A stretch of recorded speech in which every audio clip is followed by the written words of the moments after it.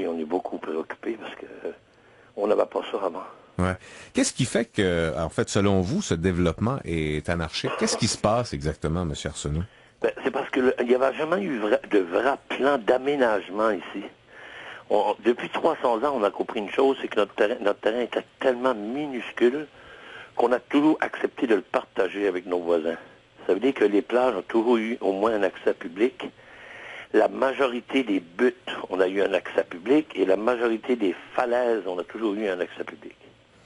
Et ces voisins-là dont vous parlez, ce sont les gens de l'extérieur, fortunés, qui viennent s'installer aux îles? Oui, la majorité du temps, c'est exactement ça. Oui, c'est exactement ça. Et là, c'est l'accès à ces plages et à ces buttes là, qui est menacé selon vous? Oui. Ah oui, il n'y a aucun doute là-dessus. On a ça depuis à peu près 5-10 ans, ce phénomène-là. C'est parce que les gens ont découvert un petit paradis, tu sais, puis quand tu viens de la ville, ben, t'en vois du monde en masse. Fait que quand tu arrives à ton petit coin de paradis, tu veux pas voir personne. Ouais. Alors qu'il y avait des habitudes ici depuis 300 ans que c'était comme ça. Mais ces nouveaux propriétaires sont-ils en droit de le faire? Ils sont en droit d'installer des clôtures comme ça, M. Arsenault? Partout que tu es sur la terre, quand ton terrain est, quand tu es chez vous, c'est un terrain privé. Comprends-tu? Nous autres, c'est juste qu'ici, on avait accepté par génération, de génération en génération, de laisser les gens... C'est comme nous autres, on a vraiment une histoire d'aller ramasser des fruits sauvages dans les champs, dans les buttes, puis tout ça. Ça fait qu'il n'y a jamais personne qui a empêché quelqu'un d'aller ramasser des fruits sauvages, à moins que s'il s'en venait à 5 pieds de sa maison, là. C'est pas la même chose. Là. Mais ça n'existait pas, ça. Nous, on avait une cette espèce de liberté-là qu'on est en train de perdre tranquillement.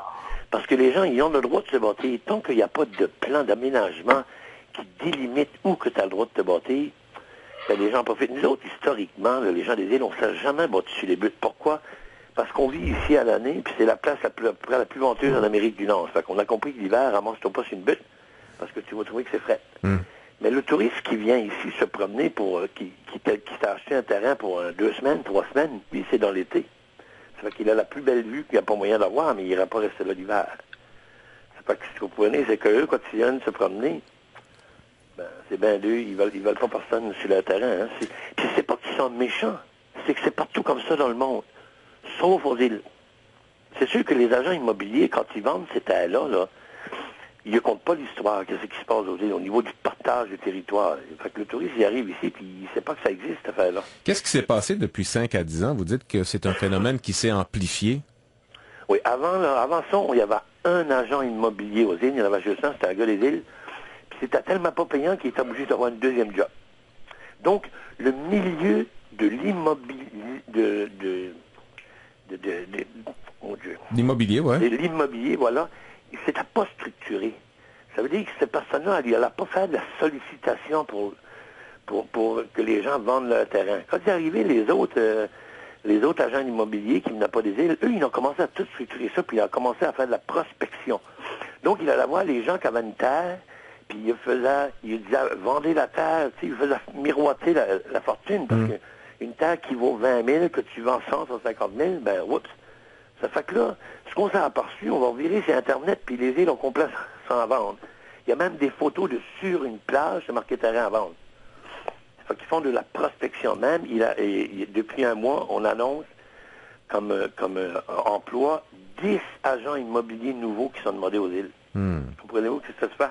Les îles sont en train de se vendre. Puis le problème dans tout ça, c'est parce qu'il y a les prix sont...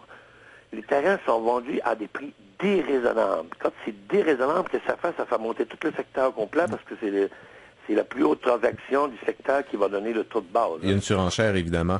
Mais concernant ce problème de clôture qui se multiplie aux îles de la Madeleine, M. Arsenault, qu'est-ce que vous souhaitez concrètement? Concrètement, moi, c'est que j'ai envoyé un mémoire à la municipalité des îles dans le cadre du premier plan d'aménagement général pour les îles. En gros, mon mémoire, il disait 3 choses. Il disait que toutes les plages aux îles devraient minimum avoir un accès public. Ça veut dire que s'il y a 10 terrains qui longent la plage, qu'on ait au moins un accès public pour éviter les plages privées. Ça, il n'y a personne aux îles qui peut concevoir des plages privées. Ça, c'est pour les plages. Ensuite, on parle des falaises. Mais les falaises aussi, avec l'érosion, que peut-être 200-300 pieds de tous les falaises au Québec, tu n'as même pas le droit d'aller te botter. Nous autres, donc, comme municipalité, c'est que ils ont 2 possibilités, la municipalité. Soit qu'ils achètent le petit bout de la falaise, mettant 100 pieds de large la falaise, pour en faire des pédestres. Puis si les gens veulent pas lever vendre ce petit bout de terrain-là, ben, on lui demanderait qu'il signe une servitude pour faire un sentier pédestre. Et la réponse de la municipalité à ces demandes-là?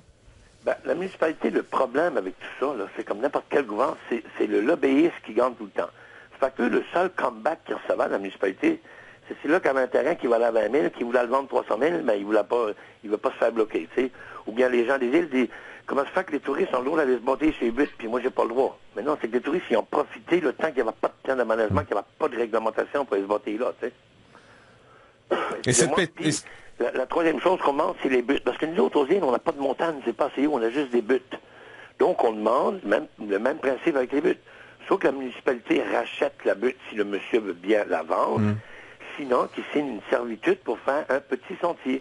Nous autres, on aimerait un peu que ça serait comme à la Corse. La Corse, là, tu peux faire le tout de la Corse au complet à pied. Que tu sois riche ou pas riche, tu ne pourras pas bloquer la population d'aller sur le bord des falaises. Et non seulement en Corse, tu peux faire le tour de la Corse à pied, mais la France aussi, tu peux faire le tour de tous les rivages. Ça s'appelle le sentier du douanier. Mais eux, ils ont des grandes tailles. Nous autres, là, on tombe dans l'eau tout de suite après. Fait qu'on demande ces trois choses-là en municipalité. Accès aux plages, accès aux falaises et accès aux buts. Et vous êtes sur Facebook avec cette pétition-là? Oui, c'est ça. Parce que sur Facebook, on a d'abord créé un groupe. Un groupe, ben, les gens, ils vont voir l'opinion politique. Puis là, s'ils sont d'accord avec cette opinion-là, ils s'inscrivent, ils deviennent membres du groupe. Donc, d'être aujourd'hui, je suis justement dessus, on est rendu à 1613 personnes qui sont d'accord avec cette idée-là. Puis on a fait une pétition à l'intérieur de ce groupe-là, puis là, on est rendu à 646. Monsieur Arsenault, on va se quitter là-dessus. Merci d'avoir participé à notre émission aujourd'hui. Ben, ça me fait plaisir. Au revoir.